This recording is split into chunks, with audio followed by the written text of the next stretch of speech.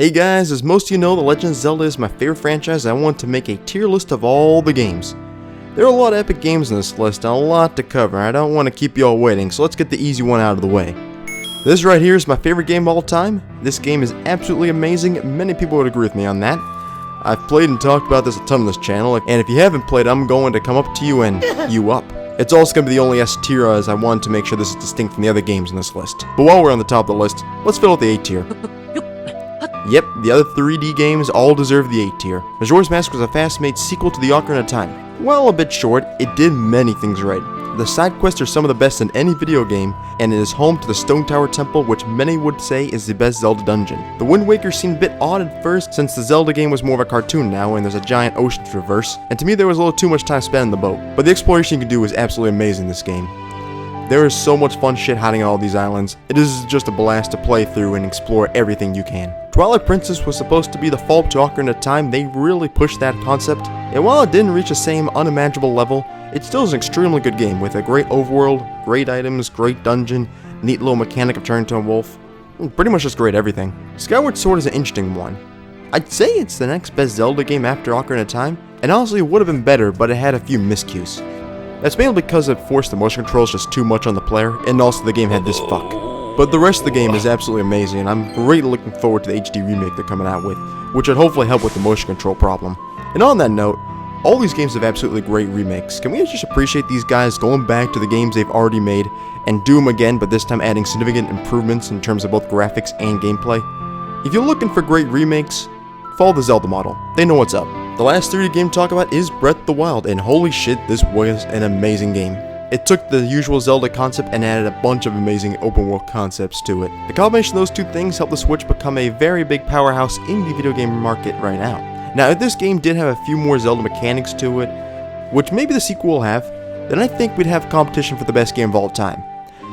Maybe. I don't know. I kind of have a raging nostalgia for Ocarina of Time, so that's gonna be hard to top. While we're up here on the A tier, I got one more game to show for it. Let's wrap it up right now. There we go.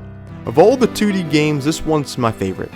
It feels like it has just a terrific combination of levels and story and gimmicks, which mainly is the Minish Cap that makes it go super small, and all in all adds up to a fun adventure. I feel like this game also doesn't get the love it deserves, and I'm not really sure why.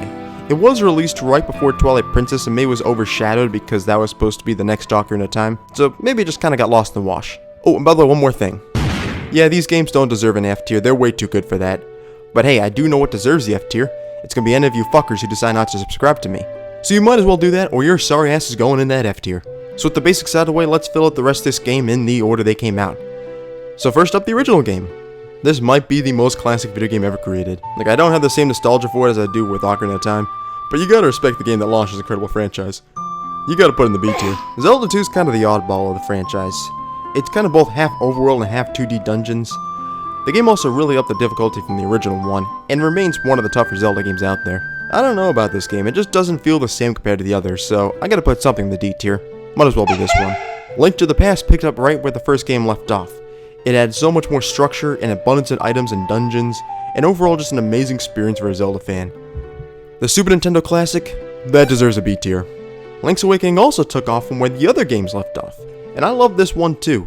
I also played the remastered version on this channel. Was yet another amazing job of remastering a game. Much of the story is rather odd compared to the rest, as spoiler alert, it's all a dream. Link is basically being attacked by the Inception gang, and his only way out of it is to wake up the Zeg. Now that's a movie plot for all you Hollywood guys out there. But in the meantime, I'm gonna put this game in the B tier.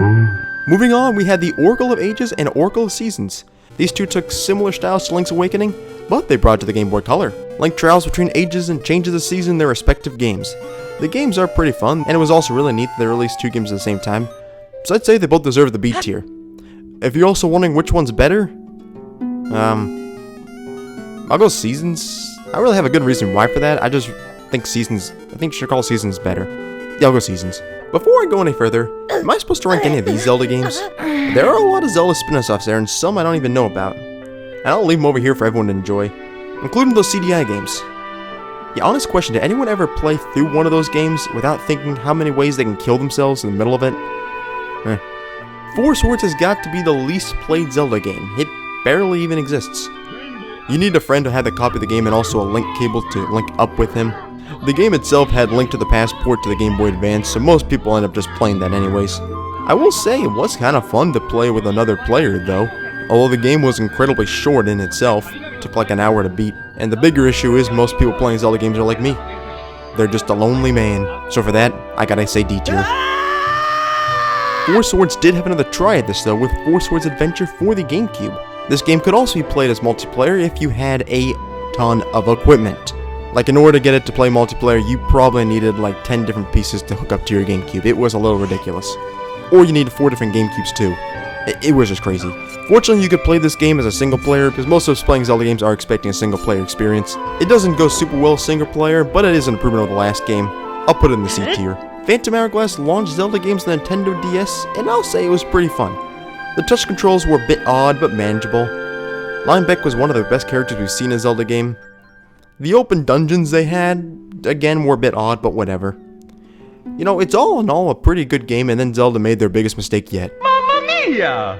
This game was lucky the F tier was removed, because it only gets the D tier now. Spirit Tracks learned from Phantom Hourglass's mistake and instead gave us this giant tower to ascend. And the good news is, it's not like you have to repeat all these death-defying floors like in the last one. So the game does play a lot more fluently and is a much more enjoyable experience. The DS gimmicks still are not as good as these 3D games out there, but whatever, I'm still enjoying the game. I'll put it in the B tier. 2 more games to go, let's finish them off, and we're going to start with Link Between Worlds. And this was a very fun game that got to give the world of Link to a Past another chance. And it added even more to it, as you can now morph with a wall. This game also changed it up. You can now buy and rent items from this random dude who just posts up in your house. So it really did change a lot of Zelda conventions in that way, which I found kind of fun. So you know what? Another B tier game. But we conclude this video by asking ourselves, why the fuck does Zelda games keep trying to do multiplayer games? They came out with Triforce Heroes on the Nintendo 3DS, in another attempt to achieve this. But good news is you can still play single player, which is always nice, and needed when you're as lonely as me. Instead of a massive world to explore, you go to kind of different sub-levels and beat the 4 sections of the game. You can also deck out your fashion too, because you get a lot of different clothes you can put on. So, that's a thing.